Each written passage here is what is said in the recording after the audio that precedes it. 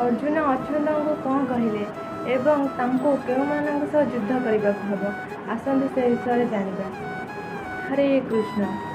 ଆଜି ଆମେ ପଢ଼ିବା ପ୍ରଥମ ଅଧ୍ୟାୟ ଅର୍ଜୁନ ବିଷାଦ ଯୋଗ ଶ୍ଲୋକ 21 ଓ 22। ଅର୍ଜୁନ ଉବାଚ